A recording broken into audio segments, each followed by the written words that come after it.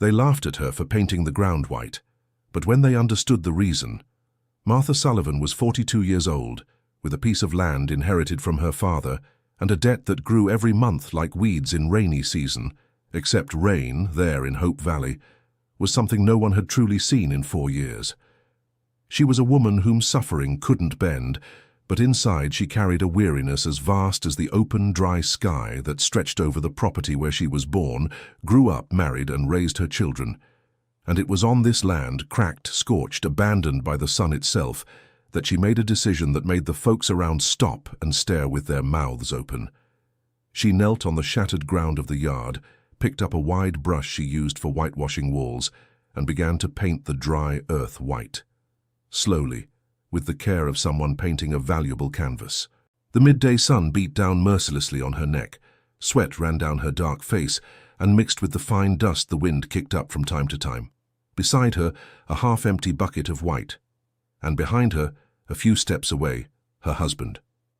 Samuel Sullivan was 46 years old, a straw hat on his head, and his arms crossed over his chest in a way that any outsider would understand was not the stance of a satisfied man.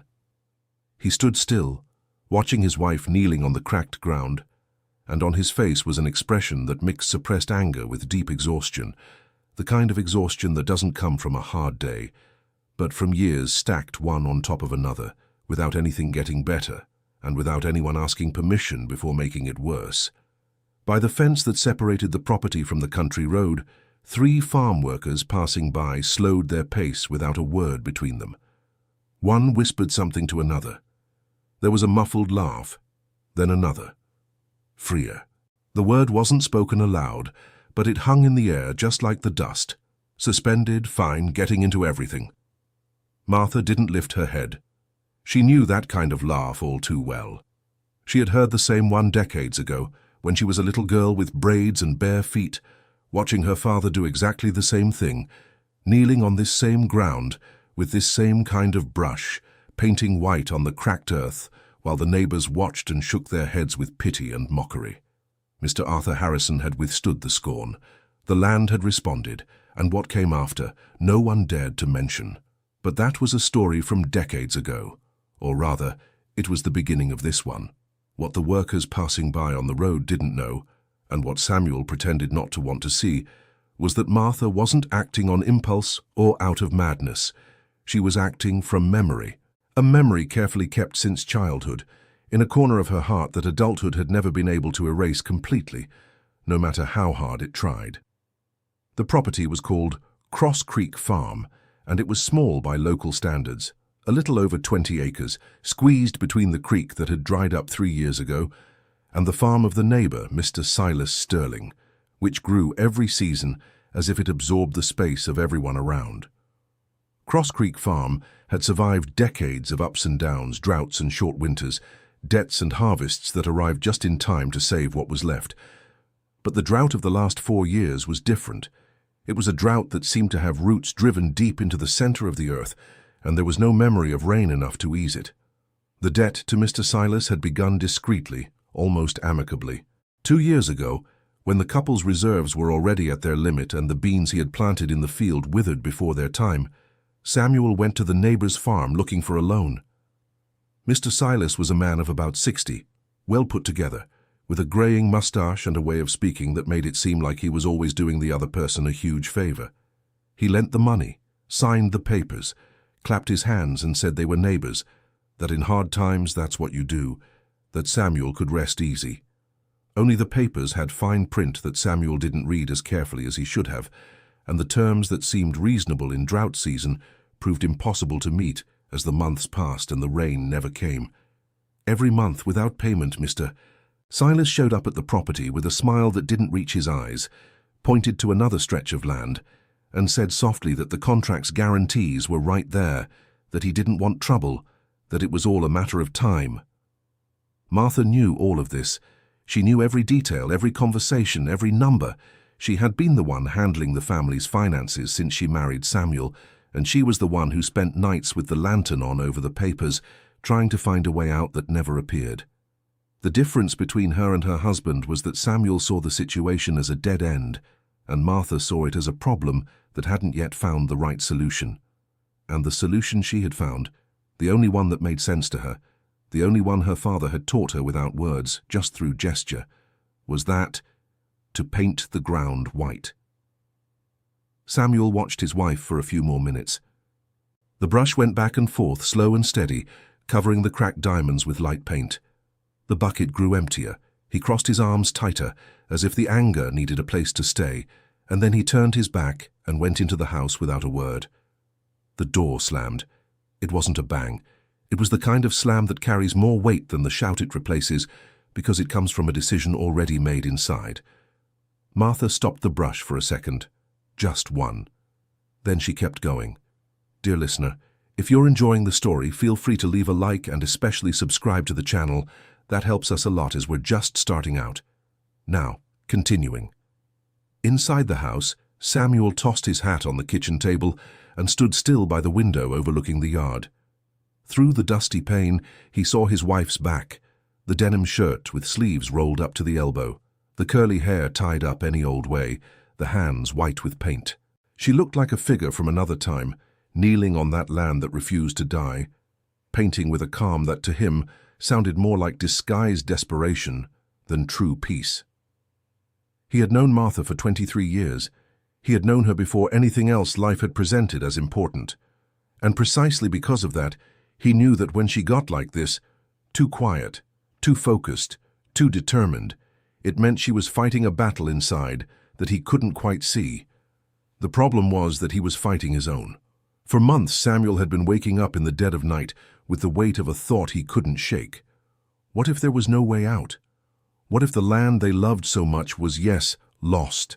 What if all the effort of the past years had been a waste of energy, and the life they had built was falling apart, not with a single blow, but little by little, in a slow erosion like the soil outside? He couldn't talk about it with Martha. Not because she wouldn't listen, she did listen, but because every time he tried, she shot back with a certainty that seemed to have no basis in the reality he saw, and he came out of the conversation more exhausted than when he went in. That afternoon, as the sun began to dip toward the horizon and the light grew both more golden and more cruel, Samuel made a decision he had been putting off for a long time. He opened the bedroom closet, pulled out a travel bag that was tucked away in the back, and began packing some clothes. He wasn't leaving for good. At least that's what he told himself as he folded the shirts. He was going into Wichita to take care of some unfinished business, to see if he could get a conversation with someone who might help with the debt situation, to breathe different air for a few days, to come back with a clearer head. Martha came into the room when he already had the bag zipped shut. She stopped at the doorstep, looked at the bag, looked at her husband, and there was a question in her eyes that she didn't ask out loud, maybe because the answer was already too obvious. "I'm going into town," said Samuel. "I need to sort some things out." "What things, Samuel?" "Things. Meetings. I don't know how long I'll be gone." Martha leaned against the doorframe. She had white paint up to her elbow and a stain on her pant knee that she hadn't noticed. She stood looking at her husband with that stillness he could never quite tell if it was strength or her way of keeping the tears from falling. "You're going to talk to Silas," she said. It wasn't a question. "I'll talk to whoever I need to talk to." "Samuel." "Martha, I can't stand staying here anymore watching you paint the ground as if that's going to change anything." His voice came out louder than he intended, and he lowered it before continuing. "We're in debt. We have no savings left. The drought isn't going away, and you're on your knees with a paintbrush. My father did this. Your father lived in a different time. The drought was the same. Martha." He grabbed the bag by its strap and headed for the door. She didn't move out of the way. The two stood face to face for a moment, and what hung between them in that instant was the weight of everything left unsaid. The good years, the hard years, the nights spent planning the future, the dawns staring at a sky that promised nothing. "Go," she said at last, and stepped aside. Samuel walked past her without looking back. The old pickup truck left the property, kicking up a cloud of fine dust that the wind carried toward the field. Martha stood on the porch, watching the dirt road until the sound of the engine faded completely. Then she went back to the yard, picked up the brush, and kept going. Night fell before she realized it. The sky turned a purple mantle and then black, and the stars appeared with that abundance that only exists far from cities, in a cold brightness that didn't warm a thing. Martha went inside, washed her hands at the sink, looked at the kitchen table. The property documents were there. Samuel had left the beige folder where they kept the titles, contracts, and registration papers. She stood looking at it for a long while, without touching it. She knew what was in those papers. She herself had filed them away many times, but there was something about his leaving it behind that weighed differently. It wasn't carelessness. It was a message he hadn't been able to say out loud. "I don't know how to carry this anymore, so I'm leaving it here with you." Or maybe it was the opposite, and he had left it because he no longer wanted it. She couldn't be sure, and that uncertainty was her companion throughout the night. Martha didn't sleep much. She stayed in the bedroom listening to the hot wind that slipped through the cracks in the windows and carried the smell of dry earth, a smell she had known since birth and that in recent years had begun to weigh heavily. Around 3 in the morning, she got up, went to the kitchen, heated water for a lemon balm tea, which her mother always made when something difficult lay ahead, and sat with the warm cup in her hands in front of the documents folder. She opened it slowly, took out the papers carefully, and began to read. She had read those contracts before, at least the ones she knew. But this time, with a cooler head and the silence of the early morning around her, she went slower, line by line, clause by clause, and it was on the 3rd page of the 2nd contract, the one that had been signed 6 months after the first, when things had already gotten worse, that she stopped. There was a clause about land collateral there that she was sure had been worded differently when Samuel had signed it. It wasn't a certainty based on any proof. It was that kind of certainty that comes from within, from a memory that recorded something without a person meaning to. She had read that contract together with her husband on the night it was signed. And the text that was in front of her eyes that early morning wasn't the same text she had read that night. Martha closed the folder carefully, put it back on the shelf and sat at the table for another hour thinking. She couldn't prove that with what she had on hand. But there was one person who might be able to help find out. Diane, her second cousin, who had worked for 12 years at a county recorder's office in Wichita. A discreet, serious woman who didn't like trouble, but who was the most honest person Martha knew. The next morning, she was back in the yard before the sun rose. She painted until the sky was completely light. Then she washed her hands, changed her shirt, and went to the public phone at the fork in the road, 500 yards from the property. She called Diane. The conversation was short. Martha explained what she had noticed and asked her cousin to check if there was any comparative record of the 2 versions of the contract at the office where the document had been registered. Diane was silent for a while and then said she'd see what she could do, but that she didn't want her name brought into anything. "I understand," said Martha. "I just need to know if what I'm thinking has any basis." When she returned to the property, she found a visitor she hadn't expected. Megan Sullivan was 24 years old, with her mother's hair and her father's eyes, and a stubbornness she had inherited from both of them at once, which, according to Samuel, was the most explosive combination nature could have come up with. She had moved away to the city 3 years ago, after a fight with her mother that neither of them had ever fully resolved, and since then their relationship had worked on a kind of informal truce. They talked, they visited now and then, but they didn't go back to the subject that had broken something between them that afternoon of the fight.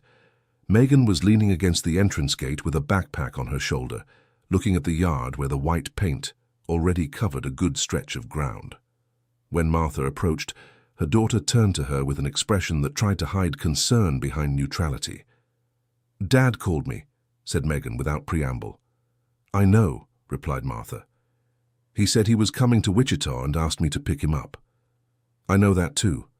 Megan looked at the yard painted white, looked at her mother, at the hands still stained with paint, at the denim shirt with stains that wouldn't come out anymore from so much use. And then she looked back at the yard. "Mum, what is that?" "It's what it looks like. You're painting the ground." "I am." "Why?" Martha opened the gate and started walking toward the house. Megan followed her, the backpack bouncing on her shoulder. "Sit down," said Martha when she got to the porch. The two sat in the slat chairs that Martha's father had made from hardwood when there was still hardwood to make chairs. Martha explained the technique in the calm, direct voice of someone who has explained it to herself many times already. She said the white reflected the solar radiation, that it reduced the soil temperature by a few degrees, that those few degrees made a difference in the residual moisture trapped in the deeper layers of the earth, and that when the first rain came, even if weak, even if late, the treated land would respond differently than the land around it. She said her grandfather had done this decades ago in a drought as severe as this one, and that while the neighbors lost everything, Cross Creek Farm brought in a harvest. Megan listened to it all without interrupting. When her mother finished, she was silent for a moment, looking at the dry trees on the horizon. "Mom, is there any scientific proof for this?" "There's the proof of what I saw with my own eyes when I was 7 years old. That's not science." "Maybe it isn't, but it's memory. And sometimes memory knows more than the science that hasn't reached here yet." Megan pressed her lips together. There was an argument on the tip of her tongue. She clearly wanted to let it out, but she swallowed it. Instead, she said, "Dad's not doing well, Mom." "I know. It's not just the tiredness. It's something else. He looks like a man who's given up on something." Martha didn't answer immediately. She stood looking at the cracks in the yard that hadn't been painted yet, the stretch still left, the work still ahead. "He hasn't given up," she said, finally. "He just needs some time to remember he hasn't given up." "How can you be so sure?" "Because I've known that man longer than you've been in this world." Megan stayed for another moment and then got up. She said she was going to town to pick up her father, that she'd be back in a few days, that they needed to talk things over properly about the situation with Silas. Martha got up too, went to her daughter, and in a gesture that was unexpected for both of them, held the young woman's face in her hands, stained with white. "When you were little," said Martha, "and your grandfather was teaching me the ways of the land, I used to ask why it took so much work for something that might not pay off. You know what he told me?" Megan shook her head. "He said the land didn't owe us anything, that it was us who owed it, and that when we paid that debt with care and with faith, it gave back the best way it could." Megan swallowed hard. She hugged her mother quickly, like someone afraid to really hug, and left. Martha stood on the porch watching the dust rise after her daughter's car. Then she went to get the brush. She was painting the third section of the yard when she heard the familiar rumble of Silas's car. She didn't need to turn around to know it was him. She knew the sound of that engine like a warning her body registered before her mind did. The car stopped at the entrance to the property. She heard the gate noise. Footsteps. Mr. Silas Sterling was 63 years old, owned a 300-acre farm, had a neatly trimmed grey mustache, and an old habit of showing up when he figured the ground was favorable. He approached the woman kneeling on the ground with the step of someone in no hurry because he was sure of what he came for. "Mrs. Martha," he said, stopping 2 yards from her. "What are you doing there?" She didn't stop the brush's movement. "Good morning, Mr. Silas. I asked what you're doing, what it looks like." He stood watching for a moment, tilting his head slightly like someone who doesn't get the joke. "I saw Samuel went to town," he said then, changing the subject with the ease of someone swapping cards in hand without showing what they'd discarded. "Any trouble?" "None." "Sometimes a person needs some time, right?"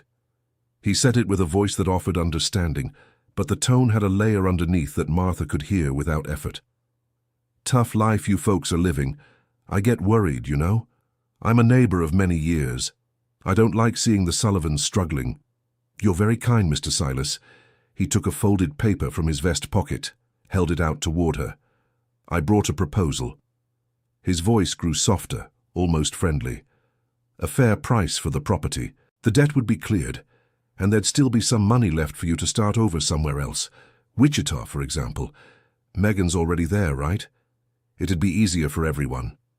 Martha stopped the brush. She stayed like that for a second.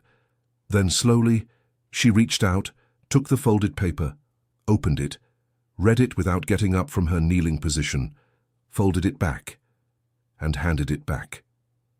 "No," she said simply. Silas's smile held, but grew a bit tighter at the corners. "Mrs. Martha, are you aware of the situation you're in?" "I'm aware of everything, Mr. Silas." "Then you know the payment deadline is coming up next month." "I know, and that without payment, the contract provides for the measures I'll have to take." She finally lifted her head and looked at him, dark eyes, tired, but with a clarity that unsettled Silas in a way he hadn't expected. "I know what the contract says," she said, "and I'm checking every word." There was an imperceptible pause, a very small hesitation that flickered across Silas's face, too quick for anyone who didn't know that face to notice. But Martha noticed. "You'll be hearing from me soon," he said, and returned to the car with the same calm stride as before, but with something slightly different in his posture. Martha watched until the car disappeared. Then she lowered her head back to the ground and kept painting. But her mind was elsewhere.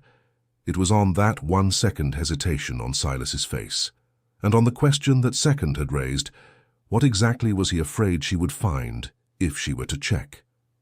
3 days later, she got the answer.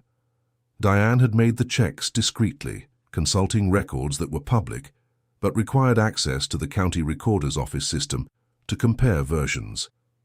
And what she found was exactly what Martha had sensed that morning over the papers. The land guarantee clause in the second contract had been modified after it was signed. The original text, of which Diane obtained a record from before the final filing, only placed a guarantee on the crop field area. The text in the filed contract extended the guarantee to the entire property, including the main land where the house stood. The modification was subtle, done carefully, but it was there. Martha listened to her cousin on the phone, her heart beating in a way she couldn't control, and had to take 2 deep breaths before she could speak. "Diane, this is serious." "It's serious, yes." Her cousin's voice was low, with a nervousness she could barely hide. "Martha, I can't get any more involved in this. That man has influence. He knows people everywhere here in town. If they find out it was me who—" "No one will find out, Diane." "You don't know how these things work around here." Her cousin paused. "I told you what I found, but from now on, I can't come forward. Do you understand? It's not that I don't want to help. It's that I have my family, my job, and that man—" "I understand," said Martha, because she truly did. There was no resentment. "You've already helped a lot, Diane. A lot." She hung up the phone. She stood still in the phone booth, the sun beating down on the tin roof and the heat suffocating. She had important information in her hands, and no one to help her use it, without formal evidence in hand, without her cousin as a witness, without her husband nearby, without money to hire someone, without enough knowledge of the legal intricacies to know exactly what the next step should be. She was alone with a secret that could change everything, and didn't know how to turn it into something useful. Martha walked back to the property on foot, kicking small stones along the way. Not out of anger. It was an old habit from when she needed to think. Her father had the same habit.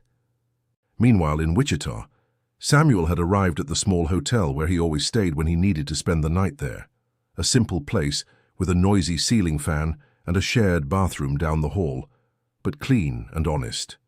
He had slept badly, woken up late, and lain in bed staring at the ceiling until the sun was already high and the noise from the street was impossible to ignore. That was when he heard a knock on the door. It was Megan. She walked in without ceremony, tossed her backpack onto a chair, and looked at her father with that mix of concern and reproach she had inherited from neither of them she knew, but which was abundant in the family. "You look like you didn't sleep," she said. "I did. Doesn't look like it." Samuel got out of bed, walked to the window and stood looking out at the street. A woman was passing by with a shopping cart. A child was running after another. A normal, uncomplicated life unfolding out there. While inside that room the world seemed heavier. "How was she?" he asked without turning around. "Painting the earth." Megan was silent for a moment. "Dad, I tried to talk to her. She explained the method.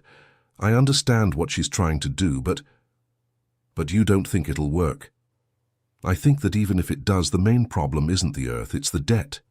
Samuel nodded, but in a vague way, as if agreeing with his head while his thoughts were elsewhere. Come with me to get something to eat, he said finally.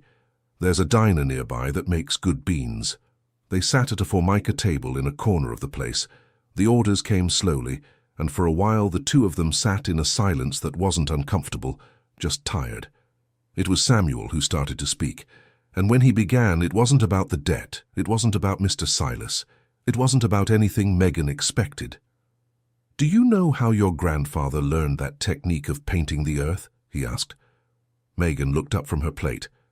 No, your grandfather didn't invent it.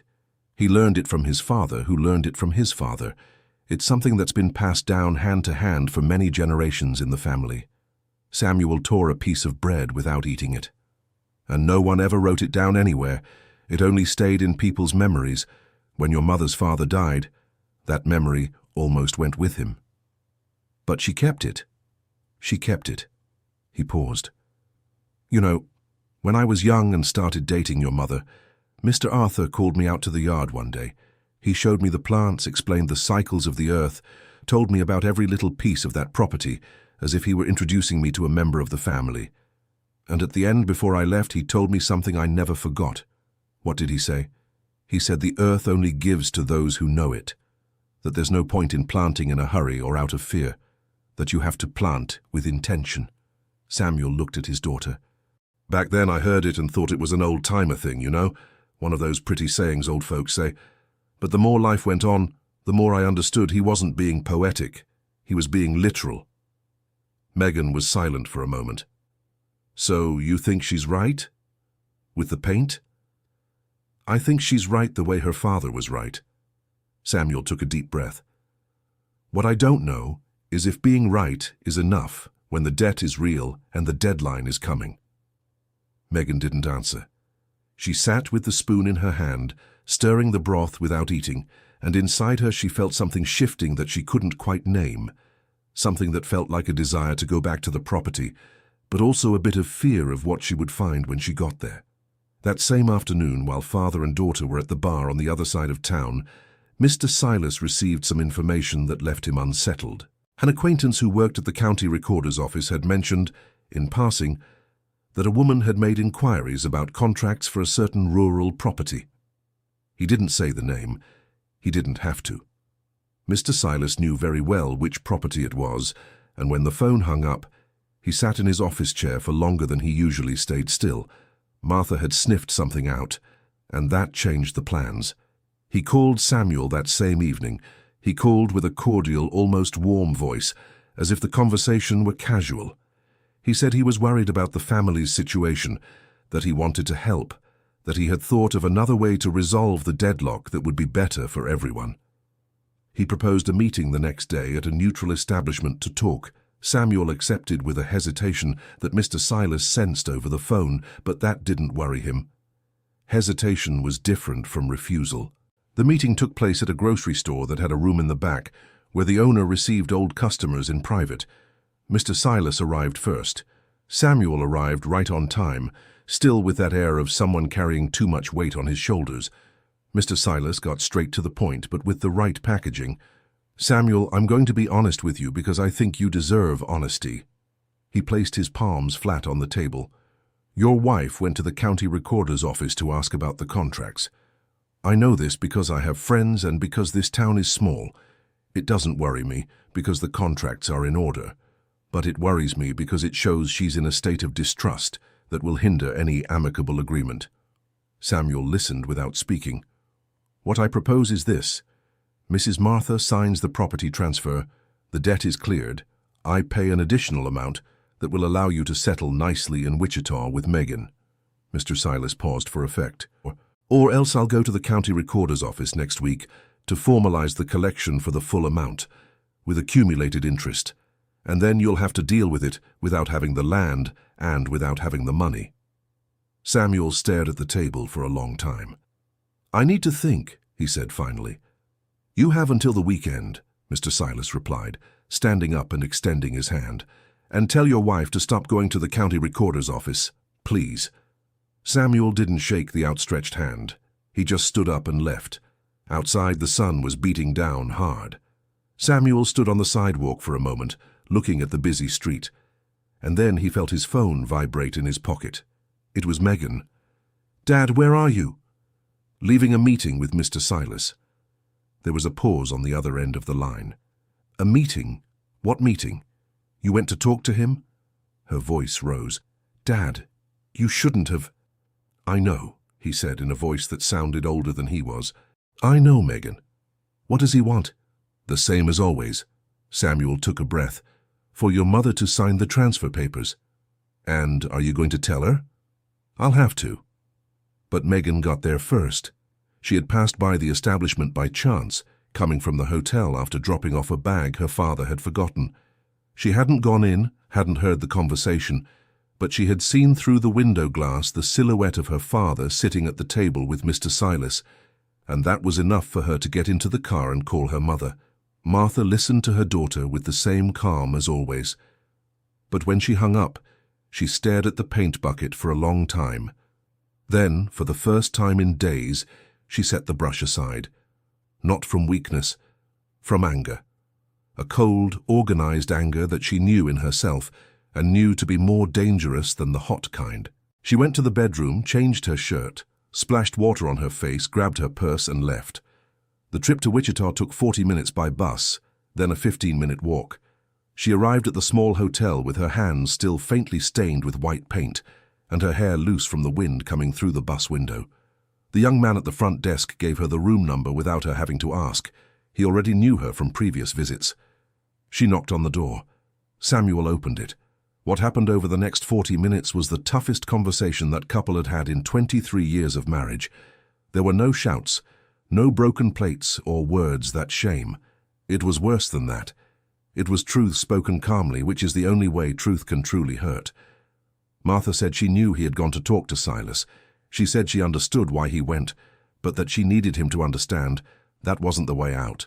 She said she had found something in the contracts that could change everything, but she still couldn't prove it. Samuel listened with his arms crossed. The same gesture as in the yard, but different in intensity, because here there was something beyond impatience. There was hurt. "You should have told me," he said. "You should have stayed," she replied. They both fell silent for a moment. "Martha, I'm tired." He said this with an honesty she hadn't heard from him in a long time. Not of you, not of the land. It's of seeing no way out, of waking up every day knowing the hole is deeper than the day before and not knowing what to do about it. "I know," she said. "I'm tired too. But you never show it. Because if I show it, we sink together." Samuel uncrossed his arms. He stood looking at his wife, the paint stains on her hands, the tiredness in her eyes, the posture that remained upright even when the rest of her was falling apart inside. "What did you find in the contracts?" he asked. "A clause that was modified after you signed." "Are you sure?" "I am, but I don't have the proof in hand. The only person who saw the records won't come forward." Samuel was silent for a long time. Then he said, "What do you need me to do?" And it was right at that moment that Martha did something that had cost 23 years of pride to achieve. She didn't demand, she didn't calculate, she didn't package it in strategy. She simply said, with the simplest voice she had, "I need your help, Samuel." Her husband stood looking at her, and what passed over his face wasn't triumph or satisfaction. It was relief, as if those 4 words were exactly what he had been waiting to hear all this time, and they had never come. He didn't answer right away. He stayed silent for a few more moments, sitting on the edge of the bed, and then said, "Let me think about what I can do." Martha went back by bus that night. Samuel stayed awake late at the hotel with a notepad in his hand, writing things down and crossing them out, thinking and rethinking. Dear listener, if you're enjoying the story, go ahead and hit like, and especially subscribe to the channel. It helps us a lot since we're just starting out. Now continuing, the next morning Martha was back in the yard before the sun rose above the horizon. There was something comforting about the motion of the brush over the earth, something that calmed you inside even when the world outside stayed the same. She painted in silence for nearly 2 hours, Then she heard footsteps. They were slow, careful steps, like someone walking cautiously because the ground was no longer as reliable as it used to be. Martha looked up and saw Mrs. Hattie coming along the path. Mrs. Hattie was 78 years old and had been born on a property on the other side of the hill, less than 2 miles from there. She was the oldest person Martha knew and likely the one who had seen the most of this region in her entire life. Droughts, floods, generations being born and leaving, properties thriving and disappearing. She came leaning on a cane that her son had sent from Wichita and that she used more out of habit than necessity. "I heard you were here alone," the old woman said, stopping at the edge of the painted yard. "I came to see." "Mrs. Hattie, you didn't have to."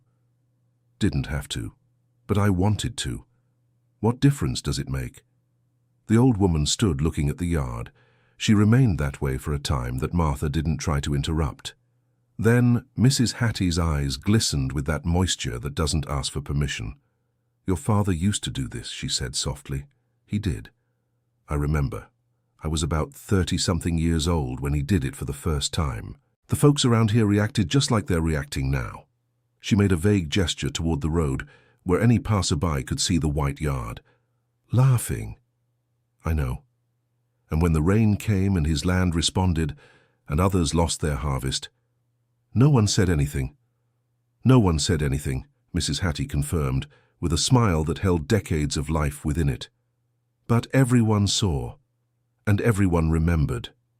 Martha got up from the ground and fetched a chair for the old woman, who accepted it without ceremony, and settled in the shade of an almond tree that was dry but still cast enough shadow with what remained of its branches. The two sat in silence for a long while. It was a good silence, the kind that exists between people who don't need to fill the air with words to feel accompanied. For Martha, who'd been deeply lonely since Samuel left, that silence was the first true rest in a long time. "Did Megan come?" asked Mrs. Hattie finally. "She came and went." "She looks like you. Everyone says she looks like her father." "On the outside, yes, but the inside is yours." Martha didn't answer. She stared at the stretch of the yard that still needed to be painted. There was work for another 3 or 4 days of painting, and her body was already feeling the strain. But there was also a feeling she couldn't quite describe, a certainty rising from the ground up, like water seeping from the earth when it finds a path, that she was doing what needed to be done. "Mrs. Hattie," she said after a while, "do you think it will rain?" The old woman looked at the sky. It was a clear sky, with no promise whatsoever, the kind the valley flaunts for weeks as if it were a taunt. "It will," she said without hesitation. "How do you know?" "Because the land has smelled different this week, and the robins are back. Did you notice the robins?" Martha hadn't noticed. But now, paying attention, she heard, far away on a dry branch at the back of the property, a song she hadn't heard in many months. "They always know before we do," said Mrs. Hattie. "They always have." When the old woman left at dusk, Martha stayed on the porch until the sky darkened, listening to the robins sing. But the next day things took a turn for the worse in a way she hadn't anticipated. The water pump that served the only water source on the property stopped working. It was an old pump, one that had been showing signs of wear for months but had kept running with a stubbornness that seemed to mirror the owners. That morning, when Martha went to turn it on to fill the tank, the pump just made a different noise, a kind of effort with no result, and stopped. Without water, the white-painted yard couldn't maintain the residual moisture the method needed to work. Without water, she herself couldn't work under that sun. And without water, the property fell into a collapse that had no technical solution to fix it. Martha spent the first day trying to fix it herself. She had some basic mechanical knowledge inherited from her father, who had repaired many things for lack of anyone to do it. But the part that had failed was one she didn't have at home and needed to buy in Wichita.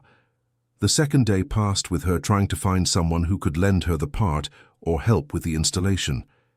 And it was there that she noticed the shift that had taken place around the property without her paying attention. Mr. Harold, who had always lent tools without complaint, said he didn't have any time this week. Mrs. Pearl, who ran a small store at the entrance of the village and had been supplying the family with credit for years, said she had changed her policy on tabs. A young man named Joey, who sometimes helped with small repairs in exchange for a meal, didn't show up when she went to his house the following afternoon. Martha wasn't naive. She understood what had happened.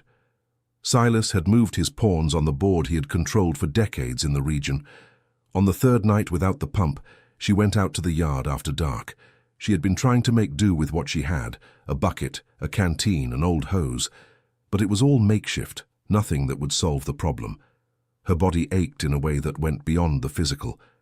She walked to the middle of the painted yard, to the part already covered in white that glowed faintly under the full moon, and sat down.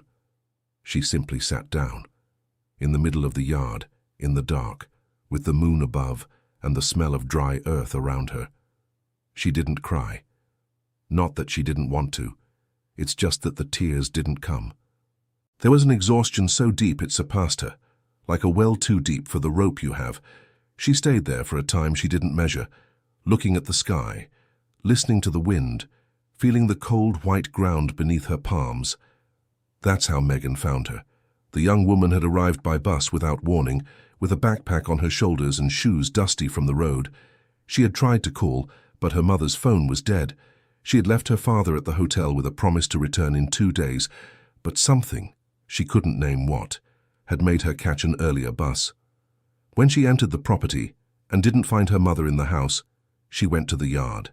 And there she was, sitting in the middle of the white earth in the dark, as still as a statue of someone who had given up. Megan stopped. She looked for a moment. Then, without saying a word, she went to where her mother was and sat down beside her, on the same ground, in the same silence. The two of them stayed like that under the stars. After a long while, Martha said, "The pump broke." "I saw," Megan said. "I can't get the part. No one wants to help." "I know." Silas pressured everyone. "I figured." Silence. "Megan," Martha said at last. "Mom, I don't know if I can do this anymore." It was the first time in her life Megan had heard her mother say that, and it was exactly that sentence. Not a cry, not a scream, just those 6 words spoken with the voice of someone who had gone too deep, that made any resentment still lingering in Megan from 3 years ago dissolve completely. She took her mother's hand, the hand stained with white paint, rough from work, older than it should be. She held it. "Then I'll do it for you," she said. Martha looked at her daughter, and what was on the young woman's face wasn't pity or heroism. It was just determination. The same determination of someone who grew up seeing that land up close and who, despite everything, still felt that pull inside. The next day, Megan woke up before sunrise. She took the savings she had brought, money she had scrimped and saved over months of work as an administrative assistant in the city, and walked to the bus stop. She traveled to Wichita. She found a plumbing supply store that was still opening early. She bought the missing part, then checked her notebook for the pump model to be sure. On the way back, she stopped by the house of a young man named Caleb, the son of a family that had bought a piece of land further down and was new to the area, thus still outside the reach of Mr. Silas's influence. Caleb was 22, had a simple manner, and knew how to handle water pumps because his father had worked in irrigation maintenance for years. "Help me install a part," Megan asked. "We'll pay when we can, but we will pay." Caleb looked at her, at the part in her hand, and nodded. "Go ahead. I'll be there in a bit."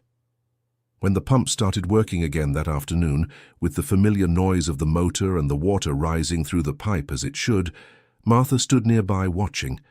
When the first jet of water shot out and fell into the tank, she had to turn her face away. "It wasn't that hard," Megan said from beside her, wiping her hands on a cloth. "It was very hard," Martha corrected gently. "You just didn't let the difficulty show." That night, Caleb left with a plate of food Martha had prepared and with a firm promise of payment, which she honored 3 weeks later, when things changed. Megan stayed on the property, and something shifted between mother and daughter over the following nights. The fight from 3 years ago wasn't resolved with a single conversation. It wasn't like that. It was slower and more real than that. It was in the shared breakfast, in working side by side in the yard, in the nights when the two sat on the porch listening to the wind and sometimes talking, sometimes not. The wound from 3 years hadn't disappeared, but the scab that had formed over it began to soften, and inside, where it truly hurt, something was starting to heal. It was on one of those nights that Megan mentioned Mrs. Hattie. "I went to see her today while you were painting," she said. "I know. I saw you go." She showed me something. Megan pulled from her backpack a hardcover notebook, dark green, with the leather worn at the edges. She said she'd kept it for a long time because it was your father's and she didn't want it to get lost. Martha stared at the notebook for a moment before touching it. Then she reached out and took it with both palms, as if receiving something sacred. It was Mr. Arthur Harrison's notebook. She opened it slowly. Her father's handwriting, that small slanted script she had seen her whole life in notes and shopping lists, was there across dozens of pages. There were notes about the seasons, about planting cycles, about techniques he had tested over the years. There were drawings, simple sketches of garden beds, plant layouts, drainage channels, and there, in the middle pages, was an entire section dedicated to the white paint technique. The correct ratios of paint and water were there, how deep the brush should reach, the order of the sections, which to cover first, which to leave for later based on slope and sun exposure, the signs that the technique was working, the expected time between application and the soil's first response, and a note at the end in the firmest handwriting of all, as if written with special intent. "When everyone laughs, it means we're on the right track. The land doesn't laugh. The land waits." Martha closed the notebook and cried. It wasn't a cry of weakness. It was the kind of cry that happens when someone realizes they weren't as alone as they thought, that there is a current of people and love running beneath everything that happens, invisible but real, like underground water in a dry spell. Megan said nothing. She stayed close, and that was enough. In the following days, with her grandfather's notebook open beside the paint bucket, Megan started helping, not just holding the brush. She began recording what they observed. In the back of her grandfather's notebook, on the blank pages that remained, she started writing in her own hand. Dates, temperatures measured with the palm of her hand, soil condition, wind behavior. She was continuing what her grandfather had started, without anyone having asked her to. Martha saw it and said nothing, but there was something in her look when she watched her daughter writing that seemed like relief. But things didn't stay calm for long. Silas noticed that the isolation he had tried to impose hadn't worked completely. The water pump had been fixed by someone outside his circle. The woman was still on the property with no sign of giving in, and Samuel still hadn't signed anything. He went to the property in person for the second time.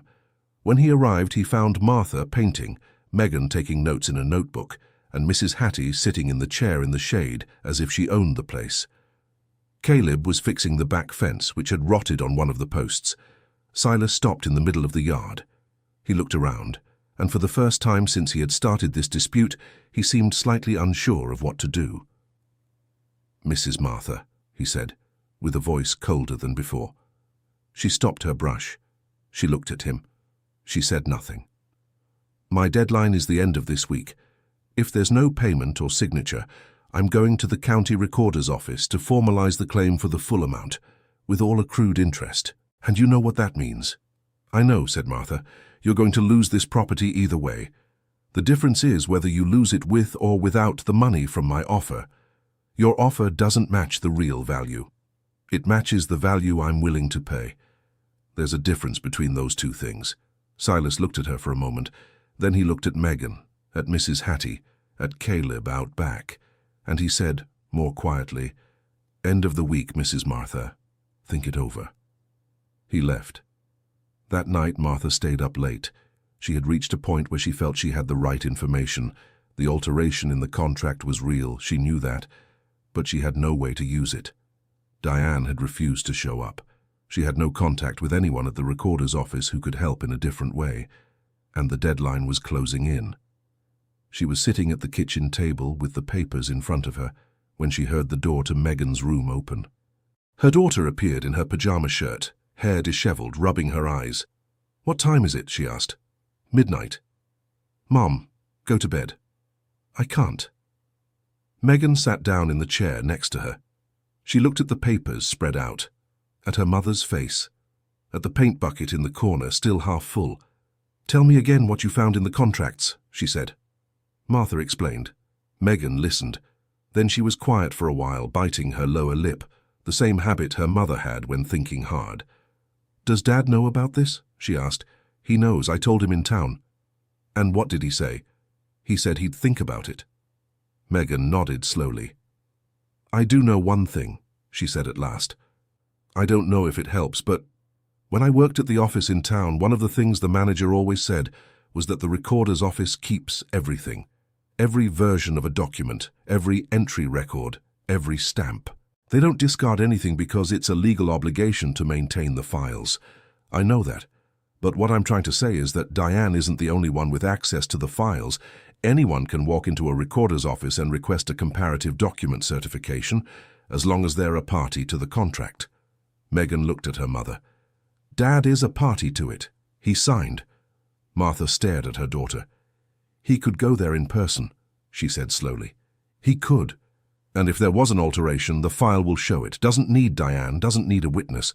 The records themselves speak." The silence that followed was different from the others. It was a silence with shape, with weight, with possibility inside it. "You need to call him now," said Megan. "It's midnight, Megan. And tomorrow is Wednesday. The weekend is coming." Martha looked at her daughter for another moment. Then she went to get the phone. Samuel answered on the second ring, with the voice of someone who hadn't been sleeping. "I know what you need me to do," he said before she could speak. She stopped, was silent for a second. "How do you know?" "Because I spent this whole night thinking about it." There was something different in his voice, a kind of firmness she had missed without knowing she had missed it. "Martha, I should have stayed. Should have stayed and fought alongside you from the start." "Samuel, let me finish." He took a breath. "Tomorrow morning I'm going to the county recorder's office. I'm the title holder on that contract.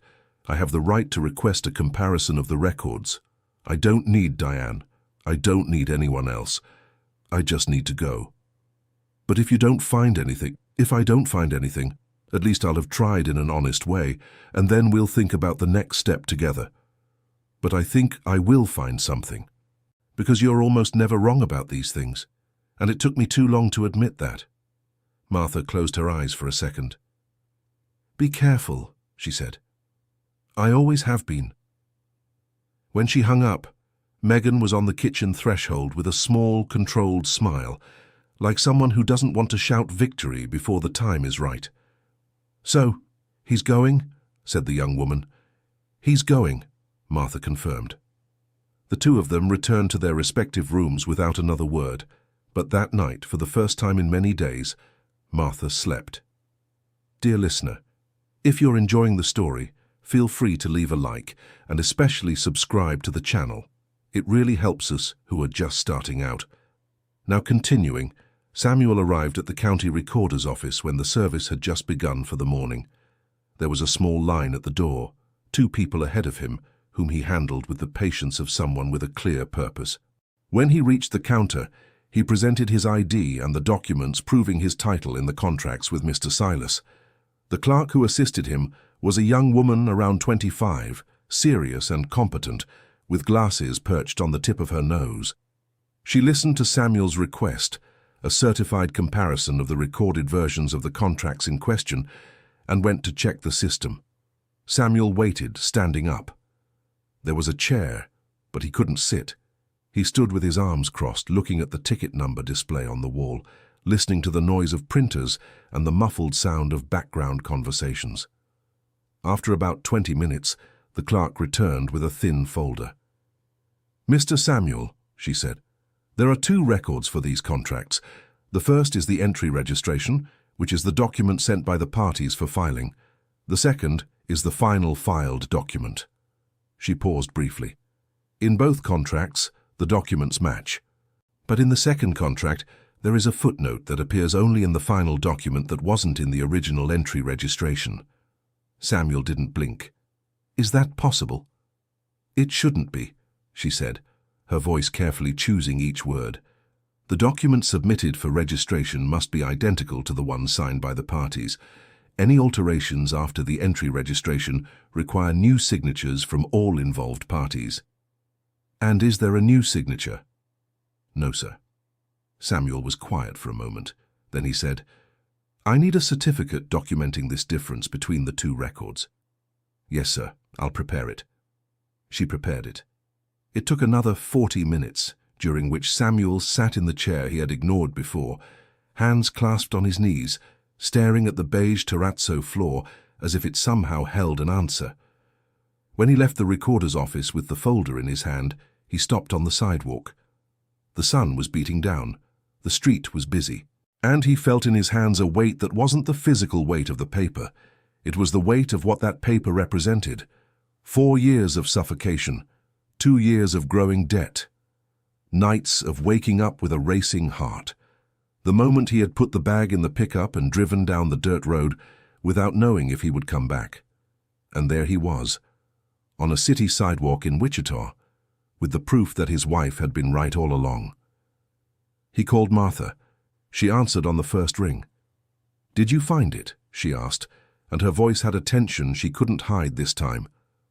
"I found it," he said. "It's all here. The clause was modified after the entry was recorded. There's no signature from the parties on the change. The county recorder's office documented the discrepancy. There was a silence of a few seconds on the other end of the line. Then, Samuel. "Martha, thank you." "No," he said, "thank you for not giving in when everyone thought you should." He returned to the property that afternoon. Not by bus. He rented a car. He needed to get there before the day ended. When the dust from the car rose at the entrance to Cross Creek Farm, and Martha saw it through the window, she didn't run to the door. She stayed where she was in the kitchen, her hands on the edge of the sink, waiting. Megan went to the window to look. "It's Dad," she said. Samuel came in with the folder under his arm and his hat in his hand. He set the things on the table. He stood looking at his wife, who looked back at him, and then he opened the folder and placed the papers on the table between them. "It's here," he said, "the proof that the clause was altered without authorization from the parties. The county recorder's office recorded the discrepancy in an official certificate. That makes the clause invalid." Martha looked at the papers. Then she looked at her husband. And on her face there was something that wasn't euphoria. It was calm. The calm of someone who knew there had always been something there, and that finally the rest of the world could see it. "Now we need to use this," she said. "Yes." Megan was sitting at the end of the table with her grandfather's notebook open, writing down the date and time, not because anyone asked, but because she had learned from those pages that records matter. The next day, Samuel went to Silas's farm. He hadn't warned him. He hadn't scheduled a meeting. He arrived, knocked on the door of the main house, and when the man came to answer with that usual smile of someone who's always in control, Samuel walked in without waiting to be invited and put the folder on the living room table. "What is that?" asked Silas without touching it. "A certificate from the county recorder's office comparing the versions of the second contract." Samuel stood, with his hands in his pockets. "It's documented that the land guarantee clause was modified after the entry was recorded, without a new signature from the parties. The change is irregular." Silas didn't open the folder. He just stared at it. "That doesn't mean anything," he said. "It means the guarantee on the total area of the property is invalid." Samuel spoke calmly, without raising his voice. "It means the actual debt corresponds only to the guarantee on the crop field, which is what was in the original text. It means the amount you're entitled to collect is significantly less than what you've been charging." The silence that followed had a different quality from the other silences. It was the silence of someone recalculating. "You can't prove I knew about this change," Silas said at last. "I don't need to prove what you knew. I only need to show that the change existed and that it has no legal validity. The rest, the certificate already shows." Silas stood still for a moment. Then he went to the window and looked out at his farm, the green acres where he had invested years and resources, the structure he had built, the reputation he had carefully cultivated in the region. "What do you want?" he asked, with his back to Samuel. "An agreement. The real amount of the debt divided into payments we can afford. The property stays in the family's name, and the contracts are reviewed and signed properly this time." "And if I don't accept?" "So the certificate will be known to the other families in the area who have contracts with you, and I imagine some of them will want to check if their own certificates have the same irregularities." It was a risk. Samuel knew that. But it was a calculated risk, because there were plenty of folks in the area who had borrowed from Silas, and the seed of doubt, once planted, tends to grow. Silas stood at the window for a few more moments. Then he turned. "Give me a few days to think it over." "You have until Friday," said Samuel, and he left with the same folder under his arm. The 3 days that followed were the most tense in their entire history. Silas didn't reach out. Martha kept painting the yard as if nothing had happened, because to her, the land couldn't wait for the outcome of the negotiations. Megan stayed on the property, kept up her records, helped with the day's chores. Samuel stayed too, picked up a hoe, fixed the fence that Caleb had left half-finished, showed up in a way he'd been absent for months. One afternoon, without either of them planning it, Samuel came to the yard while Martha was painting. "Got any paint left?" he asked. She looked at the bucket, at her husband, at the bucket again. "Yes." "Got another brush?" She went to the shed and came back with a second brush. She held it out to him. He took it, walked over to the part of the yard that still needed covering, and knelt down. The two of them worked side by side, squatting on the cracked ground, the sun overhead, the brush going back and forth, no words needed. And there was something in that gesture that 23 years of marriage had learned to build and no longer needed words to exist. It was on Friday that Silas showed up.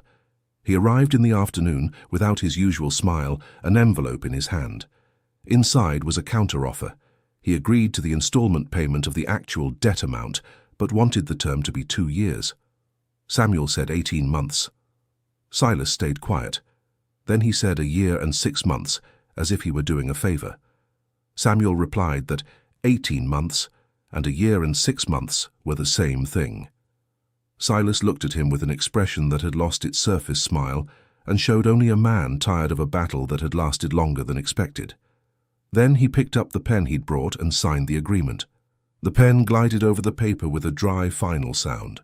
When Silas's car drove out of the entrance to Cross Creek Farm for the last time that day, Martha was on the porch.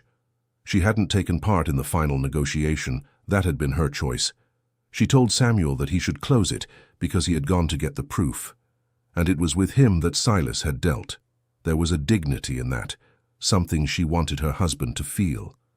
When Samuel came back to the porch with the signed papers and set them on the table, she looked at them for a long moment. "Is it over?" she asked. "It's over," he said. Martha went to the edge of the porch. She looked at the yard, painted white, stretching across the property, white and silent under the afternoon sun. "So now we wait for the rain," she said, and the rain came. Not overnight. The settlement doesn't work like that, and Martha wasn't naive enough to expect it would. It took 3 more weeks of work, of painting, of records in grandfather's notebook in the granddaughter's handwriting. 3 weeks of nights on the porch listening to the wind, of breakfast shared by 3 when Megan stayed, of conversations that weren't about the debt or the immediate future, but about Martha's father, about the time when the property still produced abundantly, about the time when Megan was 5 and found a marmoset in the almond tree out back, and spent an entire afternoon trying to convince her father to let her keep the animal.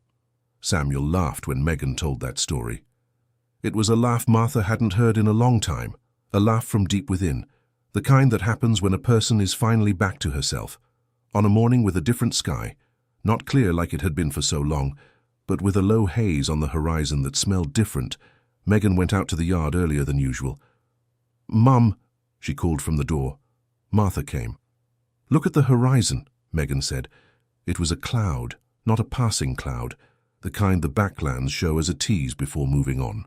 It was a rain cloud, dense at the base, with that grey-blue color that anyone who grew up in Hope Valley learns to recognize from childhood as a real promise. Samuel came out behind them. The 3 of them stood on the porch, looking at the horizon. "How long?" Megan asked. 2 days, Martha said. Maybe 3. It was 2. The drizzle started at dawn, so gentle that Martha woke up unsure if she was hearing rain or the wind in the leaves. She lay still, paying attention. Then she heard a drop hit the roof, and then another, and another. She got up slowly so as not to wake Samuel. She went to the window. Outside, the white earth of the yard was receiving the first real drops of water in months. She stood at the window for a long time, her arms crossed over her chest and her chin slightly raised, watching the drops fall on that white paint she had spent weeks applying. Samuel woke up without her making a sound. That's how it had been with them for years. When one woke up, the other wasn't far behind. He went to where she was, stood beside her, looked out the same window. "It's raining," he said. "It is."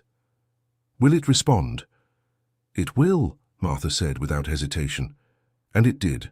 The drizzle lasted 2 straight days, light and steady, the kind of rain that in other years would have made no difference on the hard, impermeable soil. But the soil of Cross Creek Farm had been treated. The white paint had reflected heat for weeks, lowering the temperature of the earth enough that the deeper layers held onto a moisture the backlands hadn't been able to dry out completely. And when the rain came, the water didn't run off the surface like it used to. It seeped in, it sank deep, it reached where it needed to go. In 10 days, the first sprouts appeared. They were small sprouts, still fragile, emerging in the spots of the yard that Martha had painted first. The areas with the most treatment time responded first. Megan was the first to see them. She was making the daily entry in her grandfather's notebook when she put down her pen and stared at the ground. "Mom," she said in a voice that tried to be calm but wasn't. "Come here." Martha went. She knelt in the same place where she had been weeks before with the brush and touched the sprout with the tip of her finger. Green, small, determined. She didn't say anything. But what crossed her face at that moment was everything that had been bottled up for months. The fatigue, the fear, the loneliness, the stubborn pride, the faith that sometimes seemed like madness and was now right here, 5 inches tall, with 2 little leaves spread open like arms of someone who had just woken up. Samuel came when he heard Megan call. He stood still beside the 2 women, looking at the sprout. Then he looked at the expanse of the painted yard, where other spots were beginning to show the same sign. He took off his hat, ran his hand through his hair. "Your father was right," he said to Martha. "About everything. He was. And you were too." She didn't answer. She just kept looking at the sprouts, and in her eyes was something that resembled the look she imagined her father would have had at that moment, if he were still there. The next day, Mrs. Hattie showed up on the property without warning, just like the other time. She came with her cane and slow step and went straight to the yard without greeting anyone first. She crouched down, with difficulty, but with determination, and touched the damp earth with her wrinkled fingers. She stayed like that for a moment. Then she smiled.